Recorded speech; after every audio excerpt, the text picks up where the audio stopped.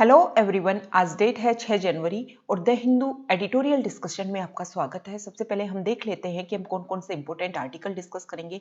एक जो important article है वो इंडिया और यूके टाइज को लेकर के है। सेकंड जो आर्टिकल होगा वो चाइना से रिलेटेड होगा और थर्ड आर्टिकल जो होगा वो हमारे यहाँ पर फार्मर प्रोटेस्ट चल रहा है उसको लेकर के होगा। और अभी यूपी में एक नया बिल बना है जो स्पेशली रिलेटेड टू रिलीजन, जिसको लव जिहाद बिल भी बोला जा रहा है, उससे रिलेटेड हम दो चार जो इंपॉर्टेंट स्टेटमेंट है जिनको हम मेंस के आंसर राइटिंग में यूज कर सकते हैं उनको हम डिस्कस करेंगे। चलो हमारा डिस्कशन स्टार्ट करते हैं। देखो, जो हमारा फर्स्ट आर्टिकल है वो इंडिया यूके टाइज को लेकर के है। इस आर्टिकल की शुरुआत इस तरीके से हो रही है कि हमारा इंडिया और यूके का जो पास्ट है वो भी हमने शेयर किया था और हम चाहे तो हमारा फ्यूचर को भी हमें उसको शेयर करने के लिए हर चीज में, जैसे ट्रेड में, मैन्युफैक्चरिंग में या फिर इंश्योरेंस में, बहुत सारी चीज़ें हैं जिनमें हम एक दूसरे के साथ अपना फ्यूचर को शेयर कर सकते हैं। देखो, आर्टिकल की शुरुआत होती है कि 2014 में हमारे यहाँ पर जो पावर में गवर्नमेंट आती है वो आती है एनडीए, और एनडीए में मिस्टर नरेंद्र मोदी की हेडशिप में गवर्नमेंट बनती है। और वो अपने यहाँ पर जब वो ओथ लेते हैं तो अपने यहाँ पर सार्क ऑर्गेनाइजेशन के सदस्य देशों को अपने यहाँ इनवाइट करते हैं। उसके बाद में वो अचानक पाकिस्तान के साथ रिश्ते सुधारने के लिए लाहौर चले जाते हैं और फिर पिछली फरवरी में यूएस के प्रेसिडेंट को इनवाइट करके यहाँ पर नमस्ते ट्रंप उनका कैंपेन चलाया जाता है। अब वो हमारे यहाँ पर 26 जनवरी को रिपब्लिक डे सेलिब्रेट किया जाना था और उसमें वो बुलाने वाले थे यूके के प्रेसिडेंट, यूके के जो प्राइम मिनिस्टर हैं बोरिस जॉनसन, उनको बुलाने वाले थे। लेकिन प्रॉब्लम क्या हुई कि वहां पर यूके में सेकेंड वेव चल रही है और सेकेंड वेव की वजह से वहां पर स्ट्रिक्ट लॉकडाउन लग गया है, जिसकी वजह से मिस्टर बोरिस जॉनसन यहां पर नहीं आ पाएंगे। आगे उसमें बताया गया है कि देखो, जो हमारे गवर्नमेंट है उन्होंने डिफरेंट टाइप पर डिफरेंट चीफ गेस्ट को चुना है।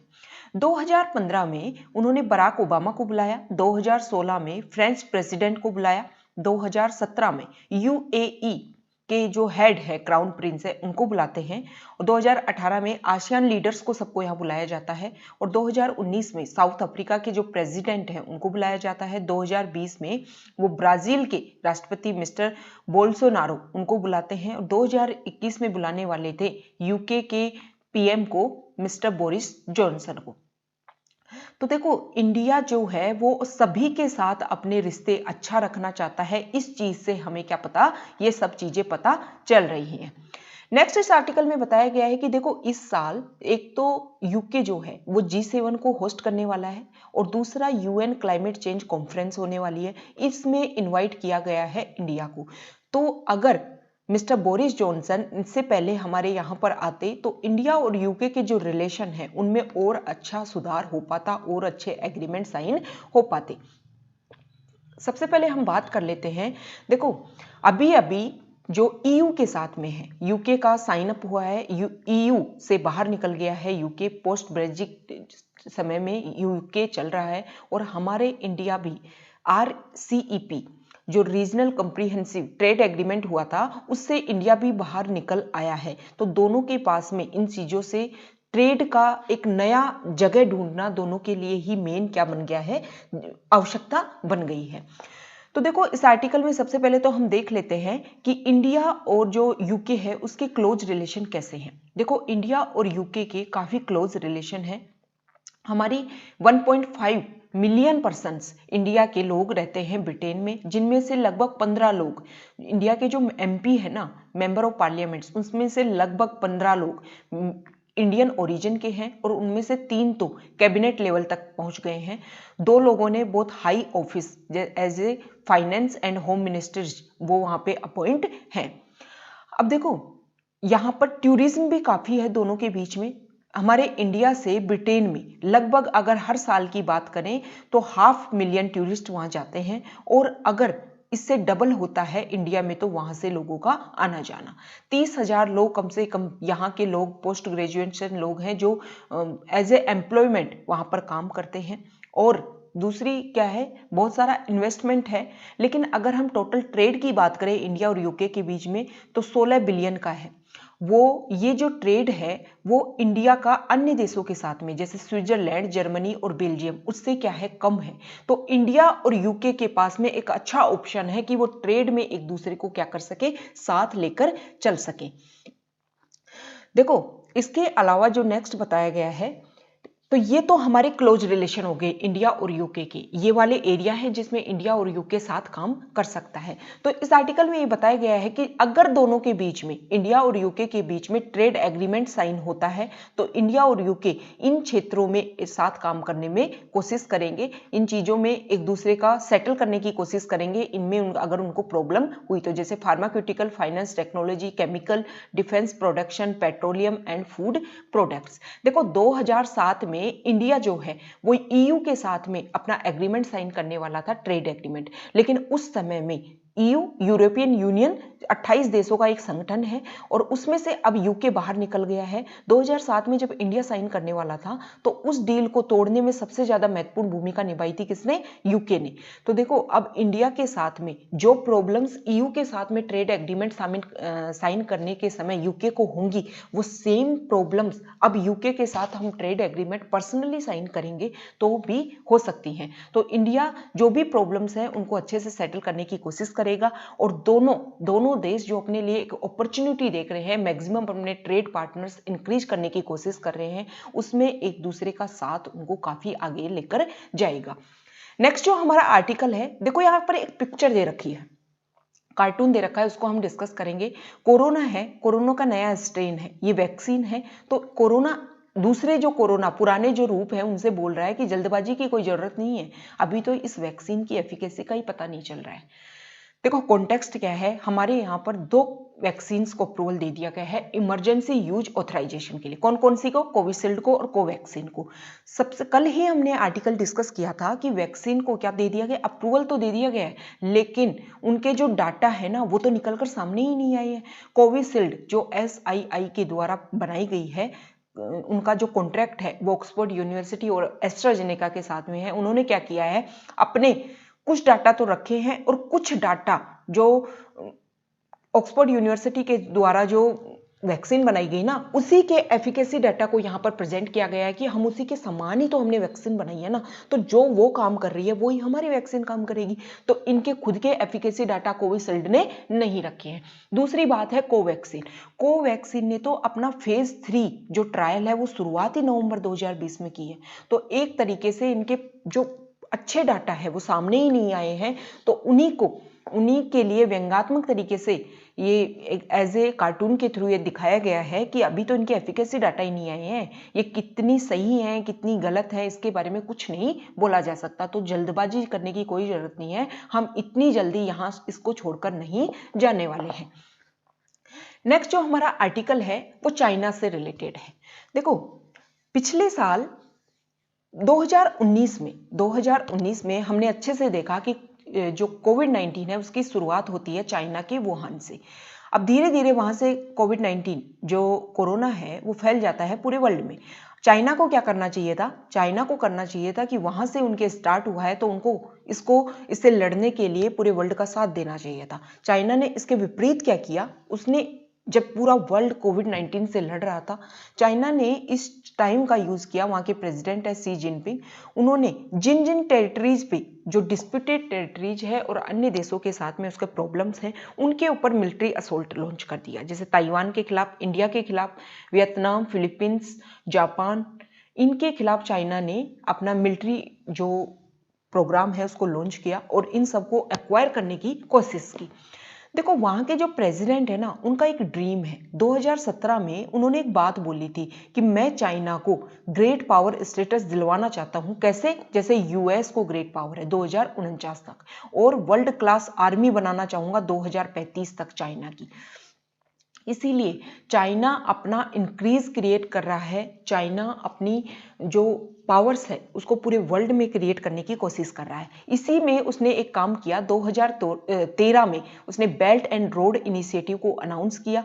इसके तहत पॉलिटिकल, इकोनॉमिक और स्ट्रेटेजिक यूज किया इसका, और बहुत सारे पोर्ट्स डेवलप किए। किसके लिए? जो सिविलियन और मिलिट्री यूज के लिए। जब भी कहीं प्रॉब्लम हो तो इन चीजों के लिए, मिलिट्री के लिए या सिविलियन मतलब नॉर्मल काम के लिए, आप अपने ट्रेड के लिए इन पोर्ट्स का यूज कर सकते हो। अब कौन कौन से पोर्ट्स डेवलप किए? बेल्ट एंड रोड इनिशिएटिव के अंदर चाइना ने ग्वादर पोर्ट किया पाकिस्तान में, जास किया ईरान में, और जिबूती किया, एक हम्बनटोटा श्रीलंका में, और एक सिहान केवेली कंबोडिया में। और भी बहुत सारे जो प्रोजेक्ट हैं वो एस्टेब्लिश किए पूरे वर्ल्ड में, ओवरसीज मतलब समुद्रों के किनारे किनारे, ताकि इनका यूज जो चाइना है वो अपने सिविलियन और मिलिट्री यूज के लिए इसका काम कर सके।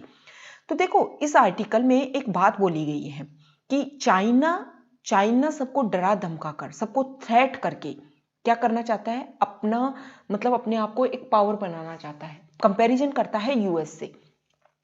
देखो यूएस ने सिर्फ और सिर्फ मिलिट्री गेन के द्वारा या लोगों को थ्रेट करके अब कभी भी अपनी पावर गेन नहीं की है। जो यूएस है उसने क्या किया है? जब भी पूरे वर्ल्ड में कोई भी प्रॉब्लम हुई है तो पीस सिक्योरिटी के लिए सबसे ज्यादा काम किया है यूएस ने। अपनी बहुत सारी आर्मीज उसने पूरे वर्ल्ड में भेजी है ताकि वहां पर पीस और सिक्योरिटी को क्या किया जा सके? एस्टेब्लिश किया जा सके, ना कि दो देशों को आपस में लड़वा करके, दो देशों के बीच में जो टेंशन है उनको इंक्रीज करवा करके अपनी जो पावर है उसको एस्टेब्लिश किया है। तो देखो इस आर्टिकल में ये बोला गया है कि चाइना यूएस मॉडल को फॉलो करने की कोशिश तो कर रहा है लेकिन सही तरीके से नहीं कर रहा है। यूएस का जो मॉडल है वो कोऑर्डिनेशन का है, कोऑपरेशन का है। और जब भी ग्लोबल पब्लिक को कुछ जरूरत होती है, कुछ भी प्रॉब्लम होती है, तो उसमें क्या करता है? हेल्प करता है। जो यूएस है वो टेररिज्म के खिलाफ लड़ने की कोशिश कर रहा है। इसके अलावा जो चाइना है वो तो इन सबको इंक्रीज करने की कोशिश करवाता है। चाइना के सिर्फ दो ही दोस्त बचे हैं, एक तो नर्दर्न कोरिया और एक पाकिस्तान, और एक तरफ यूएस है जिसके साथ सभी देश अपने टाई अप करने की कोशिश करते हैं। तो अब वहां पे यूएस में नए प्रेसिडेंट बनने वाले हैं जो बाइडेन, 20 तारीख को वो अपनी ओथ लेंगे। तो अब ये देखना है कि जो चाइना है जो अपनी पावर को इंक्रीज करने की कोशिश कर रहा है वो उसके खिलाफ जाएंगे या उसका सपोर्ट करने की कोशिश करेंगे। तो इस आर्टिकल में देखना है। तो चाइना के लिए जो अपनी पावर इंक्रीज करने की चाइना कोशिश कर रहा है, ग्लोबल लीडरशिप को अचीव करने के लिए चाइना को ये चाहिए कि मिलिट्री पावर और वेल्थ को क्रिएट करने के लिए चाइना ये चाह रहा है कि सिर्फ मिलिट्री पावर और वेल्थ अगर मैं क्रिएट कर लूंगा ना, वैसे ही अगर ये सब मेरे पास रहा तो लोग खुद ब खुद आएंगे उसके पास में संबंध जोड़ने के लिए। लेकिन इस आर्टिकल में ये बोला गया है कि चाइना को इससे ज्यादा करना होगा, इससे ज्यादा चाइना को करना होगा, तब जाके वो माना जा सकता है कि वो क्या चाहता है? पीस और स्टेबिलिटी चाहता है पूरे वर्ल्ड में, और उसको एज ए ग्लोबल पावर क्या किया जाए? लोगों के द्वारा एक्सेप्ट किया जाए। नेक्स्ट जो हमारा आर्टिकल है वो देखो यूपी में एक ऑर्डिनेंस पास हुआ था, उस ऑर्डिनेंस के बाद में जो वो बन गया लॉ। तो सबसे पहले इस आर्टिकल में शुरुआत की गई है कि चौधरी चरण सिंह जब क्या थे, जवाहरलाल नेहरू हमारे पीएम थे और चौधरी चरण सिंह जो यूपी की गवर्नमेंट में एक मिनिस्टर थे, तो उन्होंने नेहरू जी को एक बात लिखी थी कि आप ऐसा लॉ बनाओ कि गजेटेड ऑफिसर जो जॉब है वो उन्हीं लोगों को दी जाए जो क्या करें? अपनी कास्ट के बाहर शादी करेंगे, उन्हीं को ये दी जाए। लेकिन नेहरू ने इस बात को क्या कर दिया? टर्न आउट कर दिया। उन्होंने बोला कि ये तो खुद की विल है, खुद की इंडिविजुअल जो लोग हैं उनकी खुद की सोच है कि वो क्या करना चाहेंगे, इसके ऊपर जो स्टेट है वो कुछ नहीं कर सकता। अब इस आर्टिकल में बोला गया है, देखो स्पेशली बीजेपी का नाम लेकर के बोला गया है, लेकिन हम हमारे जो मेंस के आंसर्स हैं उनमें डायरेक्ट किसी पार्टी का नाम लेकर के नहीं लिख सकते। हमें कोई भी चीज जो देखनी है ना उसके ब्लैक एंड व्हाइट, कोई भी चीज ब्लैक एंड व्हाइट नहीं होती है, सीधी सी बात है। अगर आप यूपीएससी में या स्टेट पीसीएस में आप अपने आंसर्स लिख रहे हो तो कोई भी चीज ब्लैक एंड व्हाइट नहीं होगी, हर चीज ग्रे होती है। ग्रे मतलब समझ रहे हो ना बिल्कुल गलत ना बिल्कुल सही, हर चीज मीडियम, मतलब पेशेंस के साथ हर चीज को सोचना है, हर चीज का प्लस और नेगेटिव हमें देखना है, ना तो एक्सट्रीम प्लस में जाना है ना एक्सट्रीम हमें नेगेटिव में जाना है। तो देखो इस आर्टिकल में कुछ प्रॉब्लम्स बताई गई हैं कि जो लॉ बना है, बीजेपी गवर्नमेंट क्या कर रही है, जहां जहां उसका रूल है, जैसे पहले यूपी में ऐसा ऑर्डिनेंस पास हुआ कि अगर व्यक्ति स्पेशली जो हिंदू महिलाएं हैं उनका धर्म परिवर्तन करवा के जो मुस्लिम लड़के हैं उनसे शादी कर रहे हैं, जिसकी वजह से जो मुस्लिम्स जो हैं वो हिंदू जो लड़कियां हैं उनका कन्वर्जन ज्यादा बढ़ रहा है। तो इस आर्टिकल में ये बोला गया है, सबसे पहले तो बीजेपी गवर्नमेंट की थोड़ी सी मतलब उनके खिलाफ बात की गई है कि ना केवल यूपी में, उसके अलावा एमपी में अगर हम बात करें तो अभी एक रिलीजन बिल बना है, रिलीजन लॉ बना है, उसमें भी सेम तरीके से बात की गई है। देखो, सबसे पहले अगर हम बात करें 1872 में, जब हमारे यहाँ पर कॉलोनियल एरा था, मतलब अंग्रेजों का शासन था, उस समय ब्रह्म समाज के केशव चंद्र सेन ने ये बोला था कि कोई भी व्यक्ति जिसकी खुद की मर्जी है, वो चाहे किसी धर्म में शादी करे, वो उसकी मर्जी के अकॉर्डिंग होना चाहिए। और इसी के अकॉर्डिंग 1954 में जब हमारा देश आजाद हुआ तो स्पेशल मैरिज एक्ट बना। हर किसी को छूट है, हर कोई जो चाहे जिससे शादी कर सकता है। पर इस आर्टिकल में ये बोला गया है कि जो लॉ बन रहे हैं ना इस तरीके के, वो फंडामेंटली रॉन्ग है। अगर हमारे जो सुप्रीम कोर्ट है या हाई कोर्ट है, अगर वो चाहते हैं ना कि हमारा कॉन्स्टिट्यूशन का बेसिक स्ट्रक्चर बचे, बेसिक स्ट्रक्चर फंडामेंटल राइट जो है वो बेसिक स्ट्रक्चर में आता है, तो अगर बेसिक स्ट्रक्चर के आप कॉन्स्टिट्यूशन के बेसिक स्ट्रक्चर को बताना चाहते हो तो आपको खुद सुमोटो मतलब खुद के संज्ञान में लेते हुए आपको इसमें आगे आना पड़ेगा और आपको इसमें अपनी राय देनी पड़ेगी कि जो ऐसे लॉ बन रहे हैं वो हमारे कॉन्स्टिट्यूशन के खिलाफ है। आर्टिकल 21 की इसमें बात की गई है कि राइट टू लाइफ हर किसी का है और उस राइट टू लाइफ में खुद के चूज करना, आपको राइट टू प्राइवेसी भी है। इसके अलावा आर्टिकल 25 की बात की गई। आर्टिकल 25 के तहत किसी भी धर्म को मानना, किसी भी धर्म का प्रचार करना आपका राइट है, आप यूज कर सकते हो। तो इस तरीके से ये जो ऐसे लॉ बन रहे हैं उनसे क्या हो रहा है, जो आपके फंडामेंटल राइट है उनको क्या किया जाता है, एनक्रोच किया जा रहा है। इसलिए सुप्रीम कोर्ट के लिए इस आर्टिकल में बोला गया है कि जो हमारे जुडिशरी है उनको आगे आना चाहिए और इन चीजों में स्वतः संज्ञान लेते हुए इन चीजों को क्या करना चाहिए, कोशिश करनी चाहिए कि ऐसे लॉ ना बने जो धर्म के नाम पर लोगों को बांट दे। नेक्स्ट जो हमारा आर्टिकल है वो देखो फार्मर प्रोटेस्ट को लेकर के है। फार्मर्स रेगुलर प्रोटेस्ट कर रहे हैं, गवर्नमेंट के द्वारा 3 लॉ बनाए गए हैं। लेकिन इस आर्टिकल में ये बोला गया है कि अगर आप किसी भी कोई इंडस्ट्री हो, कोई ट्रेड हो, अगर आप उसमें शॉक ट्रीटमेंट देंगे ना तो वो काम नहीं करता है। अचानक से गवर्नमेंट ने 10 दिन में प्रोसीजर किया, बिना कोई जो रेगुलर जो प्रोसीजर है उसको फॉलो किए बिना गवर्नमेंट ने पास कर दिए 3 लॉ। अब उसके खिलाफ चल रहे हैं प्रोटेस्ट। सबसे पहला जो इसमें लॉ था वो ये था कि जो किसान हैं वो अपना प्रोडक्शन बेच सकते हैं कहीं भी। उनके पास में क्या नहीं है, ऑप्शन नहीं है कि वो मंडियों में जाकर ये बेचें या फिर किसी के पास भी। अब उनके पास खुला ओपन मार्केट उनको दे दिया गया है। लेकिन इनडायरेक्टली तो आप मंडी को बंद कर रहे हो। कैसे कर रहे हो, मतलब मान लो किसी किसान के पास में प्रोडक्शन है, खेती से प्रोडक्शन आया, अब वो किसान क्या करेगा, उसके पास में ऑप्शन है, यहाँ मंडी है और यहाँ ओपन मार्केट है। अब मान लो ओपन मार्केट में उसको ज्यादा पैसा मिल रहा है तो किसान तो कहाँ जाएगा, ओपन मार्केट में ही जाएगा ना। अब धीरे धीरे क्या होगा, मंडियों में लोग जाना बंद कर देंगे, क्योंकि मंडियों में एक तो चार्ज ज्यादा होता है वहां का रख रखाव के लिए, और भी बहुत सारे चार्ज इंक्लूड करके जो किसानों को पैसा मिलता है वो काफी कम मिलता है। अब किसान क्या करेंगे, किसान जाने लग जाएंगे उन अल्टरनेट के पास में। धीरे धीरे क्या होगा, मंडियां तो बंद हो जाएंगी ना 2-3 साल बाद में, तो अल्टरनेट कहाँ हुआ, आप तो एक तरीके से इनडायरेक्टली आप तो मंडियों को बंद कर रहे हो। अब मंडियों को तो आप बंद कर रहे हो लेकिन मिनिमम सपोर्ट प्राइस की आपने कहीं बात नहीं की है। ऐसी कोई बात नहीं की है कि अगर किसानों को कहीं प्रॉब्लम होगी तो किसान कहाँ जाएंगे। उनकी जो एक रिड्रेशल जो मैकेनिज्म होनी चाहिए वो आपने फॉलोअप ही नहीं किया है। दूसरा, इस आर्टिकल में बोला गया है कि आपने सभी के लिए सेम कानून बना दिए। आपने बिहार वालों के लिए सेम कानून बना दिए, पश्चिमी जो राजस्थान है बिल्कुल एरिड एरिया है उसके लिए सेम कानून बना दिए। आपने हर किसान को अलग अलग रखे तो कानून बनाए ही नहीं। वीमेंस जो किसान है उनको रखे तो कानून बनाए ही नहीं। क्या होगा, एग्रीमेंट हो जाएगा। कॉन्ट्रैक्ट फार्मिंग की आप बात कर रहे हो ना, कॉन्ट्रैक्ट फार्मिंग हो जाएगी। अब उसके प्रॉब्लम में मान लो कॉन्ट्रैक्ट फार्मिंग हो गया, किसानों को नहीं पसंद आ रहा है, नहीं पसंद आ रहा है तो क्या करेंगे, कॉन्ट्रैक्ट फार्मिंग में वो अपना कॉन्ट्रैक्ट तोड़ना चाहेंगे। तो जो बिजनेसमैन आएंगे ना उनके पास तो लॉयर्स की एक टीम होगी, लेकिन किसान अपना जो प्रॉब्लम है उनको कहाँ सोल्व करेंगे। आप उसके लिए एक मैकेनिज्म तो बनाओ कि हम यहाँ पर अगर आपको प्रॉब्लम होती है तो यहाँ आपको सॉल्यूशन दिया जाएगा। ऐसा कुछ नहीं है। दूसरी इसमें बात की गई है कि देखो सभी के लिए सेम कानून बना दिए। अब जहां पर बहुत पानी है, बहुत उपजाऊ जमीन है, वहां के कानून, और जो सेमी एरिड रीजन है जहां पर वर्षा नहीं होती, जहां की मृदा उपजाऊ नहीं है, जहां पर पानी की उपलब्धता ही नहीं है, तो वहां के किसान को आशा ही नहीं है कि 6 महीने बाद फसल आ भी पाएगी कि नहीं आ पाएगी। पानी की उपलब्धता ही नहीं है तो हो सकता है ना फसल आए नहीं उससे पहले ही जल जाए। तो उस तरीके से जो सेम कानून जो आप बना रहे हो वो हर जगह अप्लाई नहीं हो सकते। इस आर्टिकल में ये बात भी बोली गई है। नेक्स्ट इसमें बोला गया है कि जो कॉर्पोरेट बायर्स हैं आप इनडायरेक्टली उनको प्रॉफिट पहुंचा रहे हो। कैसे पहुंचा रहे हो?